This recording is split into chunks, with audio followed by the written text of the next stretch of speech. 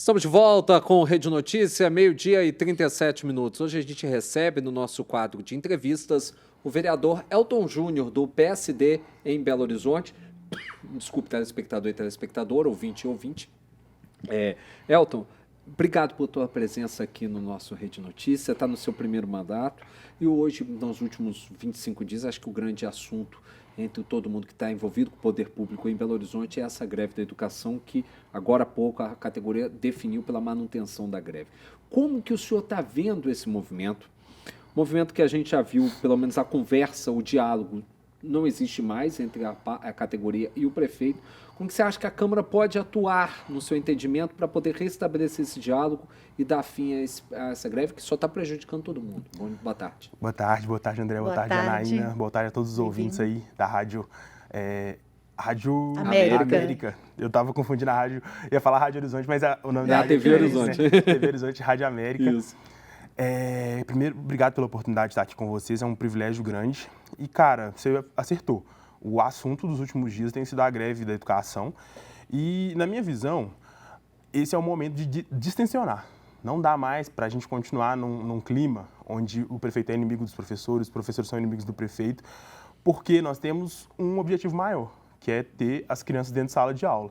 E, obviamente, eu entendo o movimento grevista, é natural que a categoria busque benefício para si mesma, isso é legítimo, eles estão em busca de coisas que são muito justas, sabe? Os professores e os demais profissionais de educação são as categorias mais importantes que nós temos dentro da cidade. No entanto, nós também temos que pensar no critério técnico. Por quê? É natural que o sindicato busque a maior melhoria possível, é a função dele, tem que defender os professores.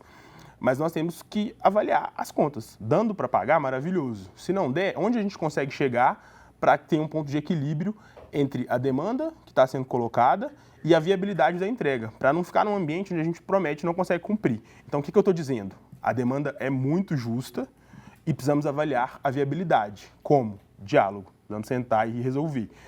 Amanhã está marcada uma audiência de conciliação entre as partes, entre a prefeitura, entre o sindicato, e eu espero do fundo do meu coração que as coisas caminhem para um cenário onde exista diálogo, conversa, para definir a situação e a gente encerrar de vez a greve. Greve não é bom para ninguém, não é bom para o professor, não é bom para os alunos, não é bom para os pais, as famílias, fica todo mundo muito aflito com a situação. Sim. Mas eu entendo que a demanda é justa e que precisa ser resolvida dentro da viabilidade. Uhum. Vereador, você é um vereador jovem, né? Faz parte do Partido Jovem também, do PSD Jovem. Como é que você avalia essa situação, então, relacionada a isso? Aos estudantes que estão em greve. É seu primeiro mandato, né? Tem Sim. 6 meses aí e já chegou com essa greve. Como é que você faz essa avaliação? Sendo bem sincero para você, Janaína, eu avalio a situação como natural, não no ponto de vista da negociação em si, mas natural no ponto de vista de nós termos uma rotina em que, de novo, os profissionais estão brigando por uma coisa que é devida, sabe? A valorização profissional é muito importante. Então, a função do sindicato é, de fato, representar da melhor maneira que puder. A função da prefeitura é atender dentro do limite viável. Então, é uma situação que é natural. Não vai ser nem a primeira nem a última greve. O que a gente tem que ter é condição de trabalhar a situação com maturidade e pensando que ninguém aqui está legislando em causa própria, ninguém está com uma má fé na situação. Entendeu? Os professores grevistas não estão de má fé, a prefeitura também não está de má fé. São lados diferentes de um mesmo problema. Então, é uma situação natural. Dá para os vereadores atuarem como num processo de conciliação, buscar nos bastidores, ou até mesmo montando um tipo de frente parlamentar para tentar resolver essa questão? Embora não seja a função do vereador, porque é uma pauta do executivo e o executivo tem que tratar, mas pelo menos para estabelecer novamente uma linha de contato e de diálogo, Elton? Eu acho que não só dá, como os vereadores devem fazer esse processo, como já tem feito. Cada vereador atua de uma maneira. Alguns atuam com mais ênfase, outros atuam de maneira mais contida nos bastidores, para que a coisa se resolva e, de fato, tenha um resultado. Mas cada um está fazendo a sua parte para quê? Para que cheguemos em um ponto de equilíbrio. Então, eu já tratei desse assunto diversas vezes com a prefeitura, já falei as minhas posições, já explanei que é necessário que a gente encontre um meio termo que consiga finalizar o assunto. Obviamente, não é só a minha vontade ou a minha interlocução que vai resolver a situação, mas é a maneira que eu entendo que é mais adequada e mais frutífera para que o resultado aconteça. Então, eu fui eleito numa plataforma que buscava sempre o resultado. Uhum. Olha, eu não estou preocupado com A, com B, com a ideologia, eu estou preocupado com o quê? Com o resultado da coisa. Então, não é o meu perfil, por exemplo, ir até a manifestação e gritar palavras de ordem e que, de certa forma, iria até contemplar as pessoas que estão ali presentes, né? A coisa vai para um lado emocional que é também legítimo. Mas o meu ponto de vista é o momento de destensionar. Numa negociação, ambas as partes têm que estar dispostas a ceder alguma coisa para que exista negociação. Se eu não quero ceder nada e você não quer ceder nada, nós não estamos negociando, nós estamos brigando. É diferente. É verdade. Então, essa é a minha defesa. E eu vejo que muitos vereadores já têm feito, cada um à sua maneira, uns têm um perfil mais explosivo, de estar lá na frente da câmera fazendo o enfrentamento, outros de maneira mais contida, no bastidor, nesse perfil mais de articulação, mas a Câmara não tem se furtado do seu papel. Por falar em papel do vereador, né, dos vereadores de uma forma geral, a gente tem visto muitos projetos dos vereadores aí, projetos que não vamos dizer que não são importantes, né? Eu vi até uma postagem sua, Elton, do senhor, falando em relação a isso, em relação a datas comemorativas, né? Em relação a esses projetos, a gente vê aí em relação à greve, né? A greve dos professores, obviamente tem muito assunto vamos dizer assim, mais importante para ser debatido e esses projetos que não são tão importantes. Como é que você vê isso também? Então, Janaína, obviamente a prioridade ela é relativa. Então, uma coisa que é muito prioritária para mim pode não ser tão prioritária para o André e não ser tão prioritária para você. Mas existem alguns assuntos, como nós discutimos aqui, acabamos de falar de educação, é consenso. Educação tem que ser prioridade, saúde tem que ser prioridade. E eu sou um defensor de que Belo Horizonte discuta os problemas de Belo Horizonte. Então, na Câmara de Vereadores, a gente tem uma rotina em que vários parlamentares, eles às vezes optam por discutir questões que são inerentes a Brasília, discutir assuntos mais ideológicos, que, de novo, fazem parte do dia a dia. Todo mundo tem ideologia, todo mundo tem posicionamento. Mas que, no frigir dos ovos, nós, enquanto vereadores, temos pouca gerência efetiva sobre certos temas. Então, por exemplo, agenda nacional. Não cabe a mim discutir o IOF que está sendo votado lá em Brasília. Posso me posicionar, posso mobilizar, mas não é o vereador que vai definir se o IOF fica, se vai ser ampliado, se não vai. E, na mesma medida, as questões simbólicas. Por quê? Se tudo é relevante, nada é relevante. Então, por exemplo, o 8 de março, que é uma data muito emblemática para nós, o Dia Internacional das Mulheres, é uma data que é carregada de simbologismo. A gente usou esse momento do calendário para dar centralidade à pauta feminina, para denunciar os abusos que as mulheres sofriam, para denunciar a violência contra a mulher. Se eu coloco mais 5 datas comemorativas no 8 de março, ele deixa de ter a simbologia e a função que tinha para ser mais uma data qualquer. Então, a minha defesa na Câmara de Vereadores de BH não é que a gente não tenha datas comemorativas, sabe? Pelo contrário, podemos ter sim, algumas têm um simbolismo muito relevante para que se discuta assuntos importantes. Mas é importante filtrar o que, de fato, é relevante, o que é prioridade para a cidade e de maneira mais ampla, mais abrangente a todos. E, de novo, selecionar, porque, do contrário, a gente fica discutindo questões que em nada agregam na vida de ninguém, enquanto a cidade tem problemas muito sérios que precisam ser resolvidos. Obviamente, nada é num passe de mágica, né? Mas temos que trabalhar unidos no sentido de uma resolução. Então, essa é a minha defesa. Às vezes eu sou até criticado por alguns pares, porque fico parecendo que eu sou um fiscal, né? Que eu quero filtrar o que as pessoas vão discutir ou não vão, e não é isso. Cada um tem a legitimidade de discutir o que quiser, todos foram eleitos para isso.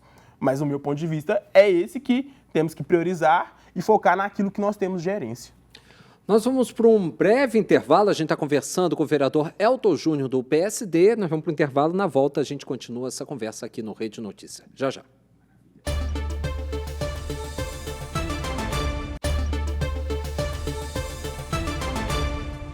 Estamos de volta agora em Belo Horizonte, 12 horas e 49 minutos. A gente segue no Rede Notícia conversando com o vereador Elton Júnior do PSD de Belo Horizonte.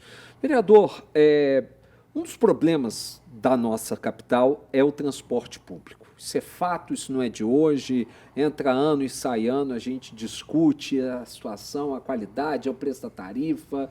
E agora, até o fim desse mandato, os vereadores terão uma responsabilidade gigantesca, que é analisar o novo contrato de ônibus na capital mineira. Como é que você está vendo esse processo? E antes de se mudar, o que dá para ser feito já, agora, dentro da sua visão? E por que não é feito, no seu entendimento? Boa pergunta, André. É importante elucidar um ponto que a Câmara de Vereadores ela tem a função de fiscalizar e de legislar. Então, a nossa atuação frente à elaboração de um novo contrato é fiscalizadora e, nesse caso, é até prévia, porque o novo contrato ainda não foi confeccionado. A concessão que foi feita em 2008, ela vence agora em 2028 e, antes disso, a Prefeitura tem que entregar uma nova modelagem de concessão para que possa ser feito o serviço do transporte coletivo em Belo Horizonte. E aí, qual que é a tarefa da Câmara? É uma só, é avaliar quais os pontos do contrato anterior eles não estão funcionando adequadamente, para que esses pontos sejam corrigidos por uma nova modelagem contratual da nova concessão. Então, por que a gente precisa fazer isso? Porque tudo que não funciona hoje no transporte coletivo, e aí vai da manutenção dos veículos, vai dos horários, as viagens fantasmas que às vezes acontecem, estado de conservação, ar-condicionado, tudo isso é regido por uma norma jurídica, que é o contrato. Então, se a gente não tem um instrumento normativo que garanta a possibilidade efetiva do serviço ser prestado com qualidade para o usuário, não adianta a gente tentar manobrar no meio do caminho, porque o contrato não nos permite. Então, essa comissão que está acontecendo na Câmara de Vereadores, ela é uma tentativa dos vereadores balizarem a nova concessão e entregarem para a Prefeitura, olha, isso aqui é o que não pode faltar no instrumento jurídico para que a gente consiga avançar no que tange a qualidade do transporte. Obviamente, não é a Câmara que faz, quem faz o contrato é o Executivo, mas a Câmara tem condição, pelo perfil, né, de ser um órgão de representação, de agregar todos os setores envolvidos. Então, a gente chama os usuários, chama os empresários de ônibus, chama os empresários do suplementar, chama as associações de categoria, associações dos trabalhadores do transporte público e tenta entender qual parte não está funcionando para cada uma dessas categorias, para a partir disso, e junto de especialistas, junto de pessoas que entendem de modelagens públicas de concessão, a gente consiga, de fato, balizar como vai ser o novo instrumento jurídico, para que aí sim a gente possa ter um salto de qualidade dentro do transporte, porque hoje a grande demanda do transporte coletivo de Belo Horizonte é o quê? É qualidade. E isso tem freado significativamente a mobilidade da nossa cidade, porque é um ciclo vicioso. Se o transporte está ruim, eu deixo de usar. Se eu deixo de usar, eu estou no carro. Se eu estou no carro, está todo mundo no carro, não vai caber nas vias. Então, qualquer metrópole, qualquer cidade do porte de Belo Horizonte que queira, de fato, ter uma mobilidade que funcione, precisa pensar em transporte de massa. E aí, leia-se metrô e ônibus, que são as medidas mais convencionais. O metrô agora está numa outra perspectiva, porque foi privatizado e está tendo a expansão, não tem exatamente a gerência municipal para que seja feito, é uma modelagem que é fiscalizada pelo governo do estado, mas operado por uma empresa privada. O que sobra para nós nesse momento de mais importante é avaliar essa concessão dos contratos de ônibus convencionais de BH, para que eles sim possam funcionar e ter a qualidade que a gente espera e precisa que tenha na cidade. Você falou um ponto interessante, né? O papel do vereador da Câmara avaliar, fiscalizar. Mas você acha que a população ela sabe disso quando ela elegeu o vereador para cobrar de vocês, né? Você está no seu primeiro mandato como vereador novo. Você acha que a população tem essa autonomia de cobrar mesmo de vocês, igual você falou, convocar a população, né? Você percebe isso, você convoca a população, porque a gente percebe todo mundo criticando, né? Obviamente, né? Principalmente em relação à qualidade dos ônibus do transporte público. E a população percebe, tem isso de procurar os vereadores para poder reclamar mesmo? Então, Janaína, tem uma frase que eu levo para mim, que ela fala assim, história é o que pouca gente faz, enquanto gente normal sobrevive. Então, eu trago ela para a política. A política é o que pouca gente faz enquanto as pessoas normais estão sobrevivendo. A população, a maioria dela, né, tá por aí vivendo a sua vida, tá pagando conta, tá buscando filho na escola, tá se esforçando para ter uma vida melhor. E aí, sobra para quem está na máquina pública, dentro da rotina do Estado, seja no Legislativo, no Executivo, poder gerir o que está ali para todo mundo. Então, o transporte coletivo e outras as funções mais. Eu sinto que quando a gente vai ter contato com a população e alguém tem de fato um problema, essa pessoa ela só quer que a gente resolva. Ela não sabe se é o vereador que resolve, se o vereador vai levar para o prefeito, se vai levar para o governador, se vai levar para sabe-se lá Deus onde. Mas resolvendo é o que importa. E aí eu tento ir para uma perspectiva sempre de ser um pouco formador, assim, de esclarecer para as pessoas, olha, isso aqui compete à minha atribuição, isso aqui não compete, isso aqui eu vou levar para um outro lugar para tentar resolver, apostando sempre que as pessoas têm essa capacidade de aprender e de entender o que a gente está comunicando. Nem sempre funciona, porque a gente vem de um cenário político onde a população via nos políticos a figura do Messias ali, né? Do cara que leva benesses, do cara que entrega uma cesta básica, do cara que dá algum tipo de assistencialismo. E que não necessariamente é o que a gente pode fazer. Mas aí, para desconstruir um cenário de centenas de anos, né, onde isso se consolidou, e agora, graças a Deus, tem caído em desuso, leva tempo. Mas respondendo objetivamente a sua pergunta, nem sempre a população tem consciência do que a gente tem que fazer, mas cabe a nós fazer o correto ainda assim. Agora, você falou dessa função, que é uma do parlamentar, do vereador, que é ser o ponto de interlocução, né, de levar a mensagem para quem vai resolver o problema. Aí parte do Poder Executivo, o prefeito e tal. Como é que está a relação, como é que você tem visto a relação entre os vereadores e o prefeito Álvaro Damião? Claro que a gente começou um ano de 2025 com o prefeito Fuad Noman, que infelizmente faleceu, e aí o vice assumiu a vaga. Como é que está sendo essa relação? Você vê um trânsito bom do prefeito Álvaro Damião com os vereadores? O prefeito, inclusive, Fuad Noman, que fazia aniversário no dia de ontem, é verdade. completaria 78 anos. Então, André... era, inclusive, do seu partido, o prefeito PSD, Fuad. exatamente. O prefeito Álvaro, ele assumiu numa situação de extrema... É uma situação esdrúxula, entendeu? Ninguém sabia ao certo como a coisa iria acontecer. Então ele ficou primeiramente como interino e todo mundo na expectativa de que o Fuad fosse retornar, porque mesmo com a idade avançada, mesmo com a doença que estava acometendo ele naquele momento, ninguém pensava que ele fosse falecer logo de cara, no começo do mandato. Então, no começo do ano, isso gerou uma paralisia decisória muito grande, porque ninguém sabia ao certo o que ia acontecer. Desde que o Álvaro assumiu, eu vejo que a relação dele com a Câmara tem sido exemplar. Eu falo porque eu já vivi a rotina de Câmara de Vereadores mesmo antes de ter o meu mandato, né?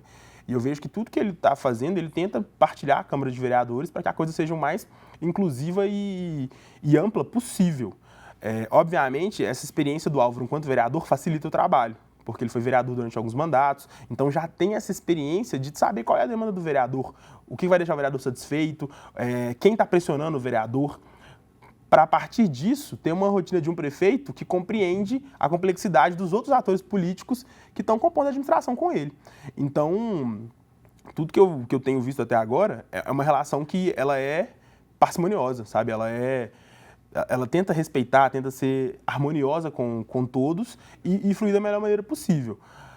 É claro que tem questões muito complexas, então o prefeito não vai agradar o vereador 100% do tempo, da mesma forma que o vereador não vai agradar o prefeito e nem tem que agradar. Os órgãos são independentes e funcionar dentro da própria rotina.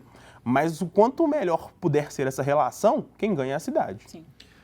A gente agradece, vereador. A gente tem que passar rápido, mas já foi. Já saiba que está aqui as portas abertas da Rede Catedral de Comunicação, da TV Horizonte, da Rádio América, da Rádio Cultura e do Rede Notícias para sempre estarmos com a sua participação. Já se sinta novamente convidado. Obrigado pela tua presença. Maravilha. Agradeço a TV Horizonte, a Rádio América. Agora acertei os nomes, não confundi. E parabéns por esse programa aqui, gente. É muito importante que a mídia ajude, não só os políticos, né, mas toda a estrutura da administração a comunicar para as pessoas o que está acontecendo. Então tem que ter política na mesa das pessoas, tem que ter esse debate mesmo que é franco, é sincero e que a cidade ganha muito com isso, tá? Obrigado pela oportunidade e sempre que me convidarem eu volto. Obrigada.